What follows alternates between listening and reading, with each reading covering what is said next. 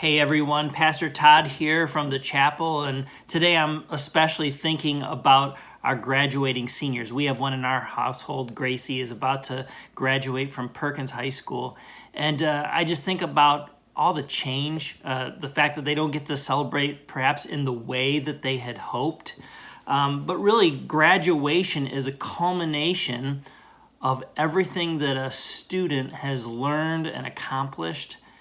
And yet, most of us recognize that even after a student graduates from high school, it doesn't mean that you're done learning. In fact, usually it's just another starting point. And the proverb that we want to look at today during our chair time in God's Word is Proverbs chapter 10, verse 8.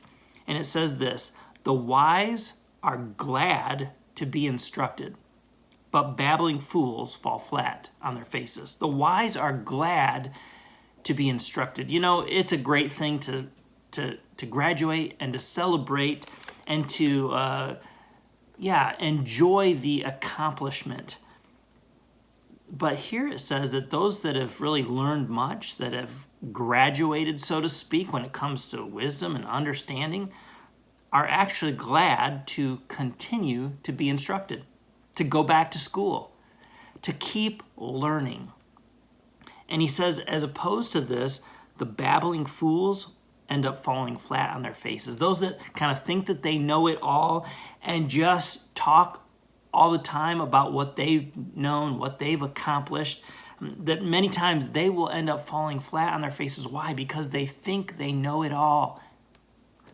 This is the importance of being a lifelong learner. It's interesting that just a few verses later in Proverbs chapter 10, verse 14, here's what the writer says: "Wise people treasure knowledge, but the babbling of a fool invites disaster."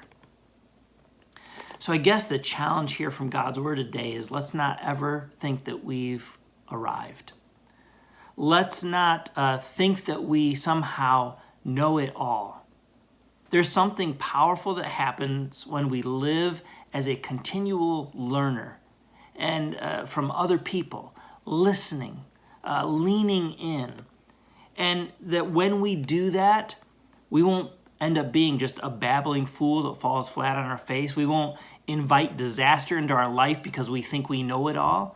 Instead, we will, like the wise, will be glad to be instructed and will treasure knowledge. Let's hunger for continued knowledge, both of God and the world that He created, so that we can be truly wise people in this life and avoid some of the pitfalls that the fool falls into because they think they know it all. I hope that we continue to learn in this time. And to our 2020 graduates, hey, celebrate. We're proud of all of you. But secondly, keep on learning no matter what. All right, we love all you. We'll talk to you soon.